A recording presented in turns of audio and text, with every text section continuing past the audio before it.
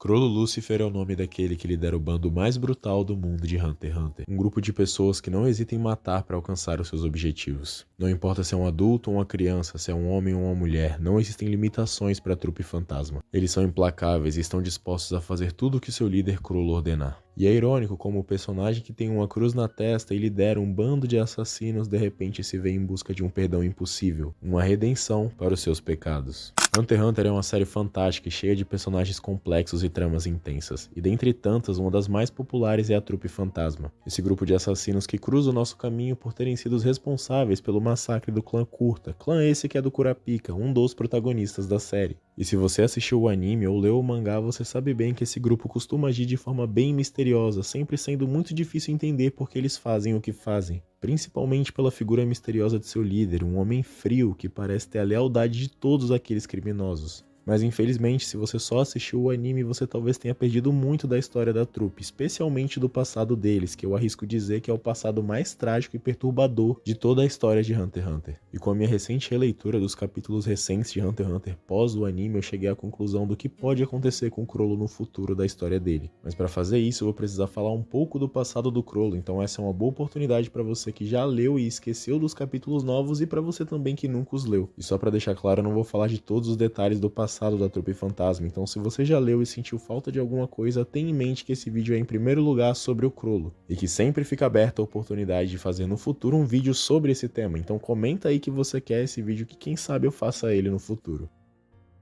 Crollo e os outros membros fundadores da Trupe Fantasma cresceram na Cidade Meteoro, um lugar, segundo todo o restante do mundo, onde o lixo do lixo deveria ser jogado. Uma cidade repleta de coisas recusadas pelo resto do mundo, incluindo os órfãos, as crianças que não tinham pai ou mãe, que cresceram em meio a esse caos, aprendendo a sobreviver com o que tinham. O mangá chama a Cidade Meteoro de uma cidade invisível, onde os moradores dela não eram reconhecidos e por isso muitas vezes eram alvos de barbaridades, ataques e morte, tendo centenas delas todos os anos e sendo 70% das vítimas crianças. É então que a máfia surge com a proposta de proteger a cidade, desde que em troca ela fornecesse recrutas para ela. Com essa parceria, os moradores da cidade começam a também aprender sobre Nen, e assim surge a famosa Lei da Retribuição. Algo que vai ser muito importante para o nosso vídeo de hoje, então prestem muita atenção nessas palavras. Apenas a vida pode pagar pela vida. Vamos aceitar qualquer coisa que deixarem aqui, mas não levem nada de nós. E essas palavras e essa lei são muito importantes porque elas não simplesmente surgem e morrem na cidade. Ela é um lema fundamental da Trupe Fantasma até o presente momento da história.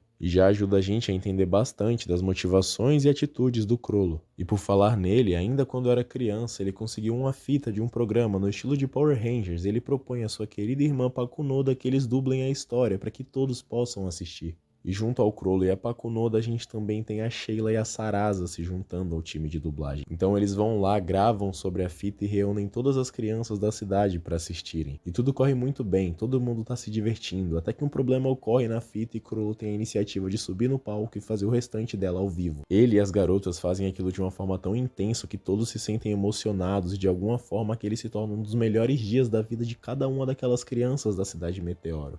Até mesmo garotos como Finks e o Voguin, que tinham seus problemas com Crollo, se interessam e se aproximam, com o próprio Voguin, que era um valentão, pedindo para interpretar o monstro da próxima vez. E talvez numa das falas mais bonitas e impactantes de todo o mangá de Hunter x Hunter, aquele pequeno Voguin que só entendia a violência como forma de sobreviver, olha para Crollo e diz: "O que você fez hoje me acertou mais forte do que qualquer soco que eu já tomei." E ali nascia a trupe, um grupo de crianças dubladoras que iriam espalhar alegria para todas aquelas outras crianças que cresceram no meio do lixo, invisíveis ao resto do mundo, mas que agora tinham seus próprios heróis, e ninguém poderia tirar isso deles. E um fator fundamental não só para a conexão do Crollo e do Voguin, mas para como todos os membros é a Sarasa, uma garota que emana luz, e que é responsável por esse lindo quadro com a reação de todos os membros formadores se divertindo juntos como grupo pela primeira vez. Sarasa era bondade pura, e se no futuro a gente vê os membros como braços e o Crollo como a cabeça da aranha, talvez Sarasa fosse a alma. Em um dia que eles estavam ali discutindo sobre as futuras apresentações depois de terem iluminado o dia de centenas de crianças pela Cidade Meteoro, era a vez de Sarasa jogar o lixo fora e ela decide procurar outra fita com mais episódios, já que os da fita que eles tinham estavam acabando. Era uma atitude linda que só mostrava o amor e carinho que Sarasa tinha pelos seus amigos. Sem sombra de dúvidas, ela sempre foi a luz da trupe. O problema é que o mundo como era jamais aceitaria a luz florescendo na cidade Meteoro. Aquele lugar deveria ser a casa do nada, do lixo, do que não presta. Então é claro que o mundo daria um jeito de acabar com aqueles sonhos. Sarasa some e deixa todos preocupados. Crollo sobe ao palco para dizer que a apresentação daquele dia teria que ser adiada porque Sarasa havia sumido e com o número de sequestros aumentando, Crollo entendia que de alguma forma ele era o responsável e assumia toda a culpa. O que ele não esperava é que ninguém queria saber daquilo. Todas aquelas crianças que haviam sido impactadas por Crollo e pela trupe queriam ajudar os seus heróis. Todos sabiam que foi Crollo quem trouxe todos aqueles dias bons, então não faria sentido que ele fosse o único culpado e responsável. Foi ele quem havia unido aquelas crianças, então a resposta a isso foi todo mundo se mobilizando para procurar a Sarasa, juntos. Mas infelizmente a história feliz acaba por aqui. Como eu falei, para o mundo, essa cidade jamais poderia ter qualquer ponto de luz, e se ele houvesse, ele precisaria ser apagado. O Voguin até diz para Crollo que eles iriam achar Sarasa e de fato isso acontece, mas da pior maneira possível.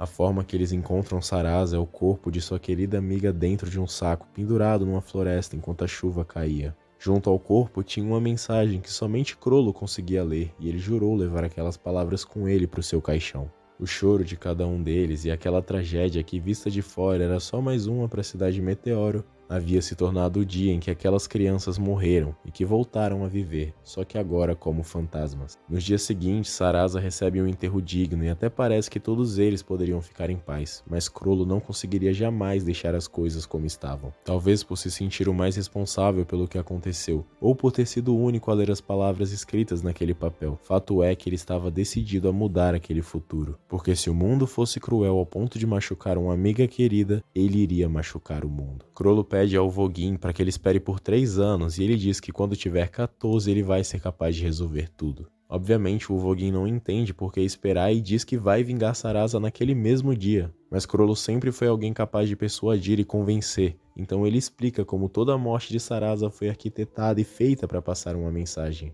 Porque assim como o show que eles faziam, Crollo tinha entendido que sua amiga havia sido vítima da visão deturpada de arte de alguém, e que aquela pessoa não conseguiria viver sem mostrar ao mundo o que ela havia feito. A inteligência de Crollo era algo sobrenatural. De alguma forma ele sabia que o mundo estava mudando e que muito em breve eles poderiam localizar os responsáveis pela morte de Sarasa.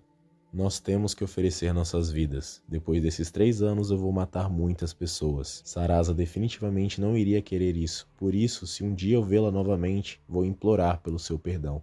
Essas são palavras ditas por um jovem Crollo Lúcifer que naquele momento tinha decidido que ele passaria o resto da sua vida como um vilão. Alguém que iria fazer o mundo inteiro tremer de medo e que teria poder suficiente para que nunca mais aquilo acontecesse a ninguém na cidade Meteoro. E assim como dizia o juramento da cidade, vamos aceitar qualquer coisa que deixarem aqui, mas não levem nada de nós. Mas alguém não respeitou essas palavras e o pagamento para tal ato era uma vida. E aquelas palavras que poderiam soar assustadoras ou preocupantes foram na verdade combustível para aquelas crianças, que lideradas por Voguin aceitavam e nomeavam Crollo como seu líder, e dali em diante cada um deles tinha a responsabilidade de se tornar mais forte, se tornando verdadeiros braços à disposição de Crollo que definiria os próximos passos. Juntos eles se tornaram uma aranha, que dali em diante iniciaria sua jornada, uma jornada que no momento que foi aceita, não tinha mais volta. O passado do Crollo e da trupe é uma leitura muito intensa e reveladora. Existem muitos simbolismos e segredos que eu garanto que as minhas falas não cobriram nem 10%. Mas uma coisa que é muito importante também para nossa análise de hoje é notarmos como mesmo Crollo crescendo na cidade Meteoro, ele ainda assim era a criança mais inteligente, mais brilhante e amorosa que você poderia conhecer.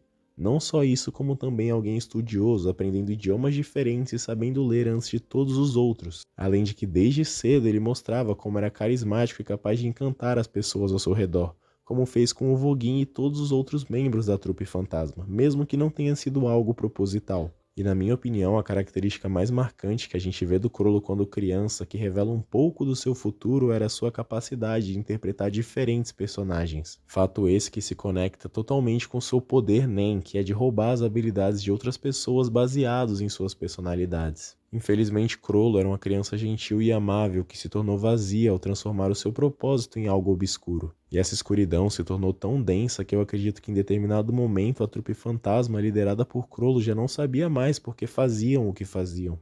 Existem fortes indícios que de alguma forma Crollo e a trupe já localizaram e lidaram com os assassinos que mataram Sarasa, pelo menos os que fizeram o ato. Já devem ter se passado mais de 8 anos desde aquele flashback e dada a passividade e outros planos que eles têm durante a história, me parece plausível imaginar que isso já tenha acontecido. E é aí que tá o grande deslize do Crollo, porque vamos supor que isso realmente tenha acontecido.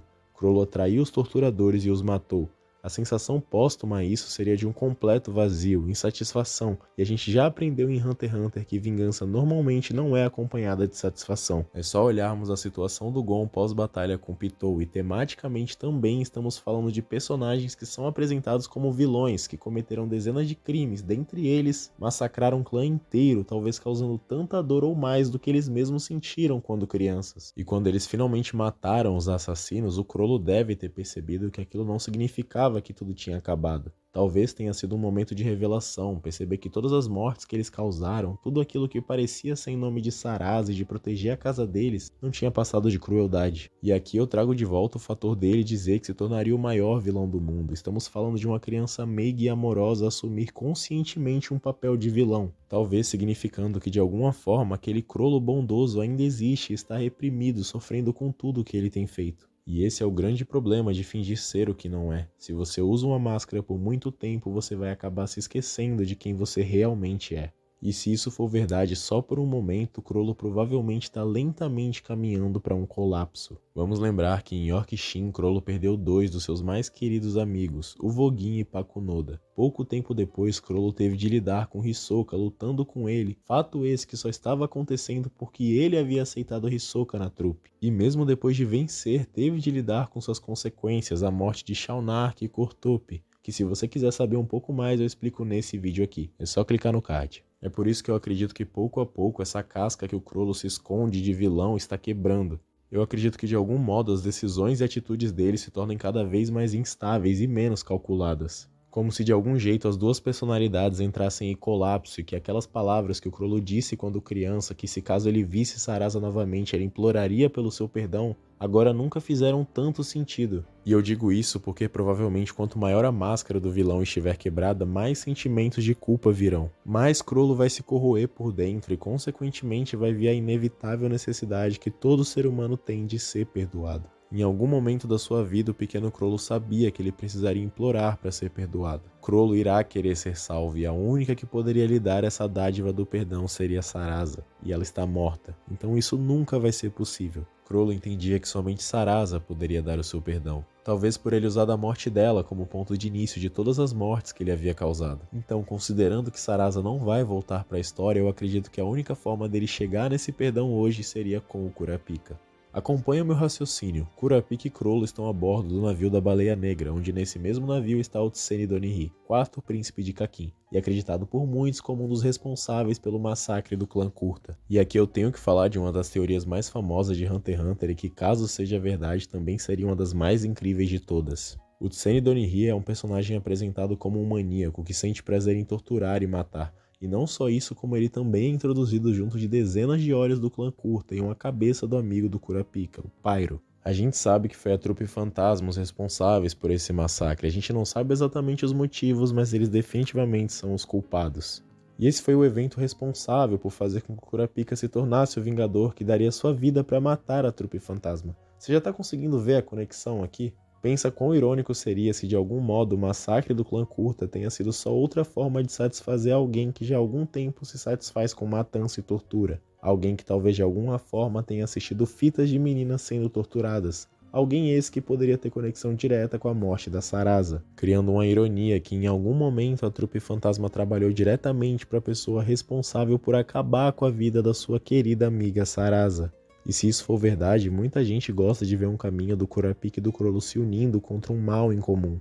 Mas para mim isso seria de algum modo relativizar tudo que o Crollo fez, então eu proponho algo um pouco diferente. A gente tende a imaginar que vai ser o Kurapika quem vai se ver diante da decisão mais difícil da sua vida, sendo provocado por Tsen e Donnie tendo que escolher entre a vingança ou a proteção das poucas pessoas que ainda restam em sua vida. Mas acontece que pra mim o Kurapika já sacrificou demais e será que faria sentido ver ele repetir esse caminho sombrio? Pra mim não, porque na verdade quem vai ter que estar nessa posição de ter que escolher entre um lado e outro vai ser o Crollo. Eu acredito que vai ser ele que vai ter que abandonar sua ideologia fria, seus planos grandiosos de liberdade para proteger aqueles que o seguem, porque para proteger os poucos membros que restam da família dele, ele vai ter que fazer algo impensável, humanizar o Kurapika aos seus olhos, não vê-lo mais como um inimigo, alguém que matou o seu irmão, mas alguém compreendido, alguém humanizado, alguém que ele entende a dor, porque por mais irônico que seja, talvez a única pessoa capaz de entender o peso de perder tudo e continuar lutando seja exatamente o seu maior rival. E nesse cenário, o final não seria uma batalha sangrenta, mas sim uma ferida aberta, Crollo reconhecendo seus pecados, se afastando deles. E para que ele recebesse a punição por tudo o que ele fez, ele pediria desculpa. Mas o perdão é algo divino, é um presente que Kurapika talvez nunca dê a ele. Então, mais do que machucá-lo com suas lâminas, o maior ataque que Kurapika poderia oferecer a Crollo é recusar o perdão. E seria poético que o poder que Kurapika tivesse sobre Crollo seria em negar o alívio, negar o descanso,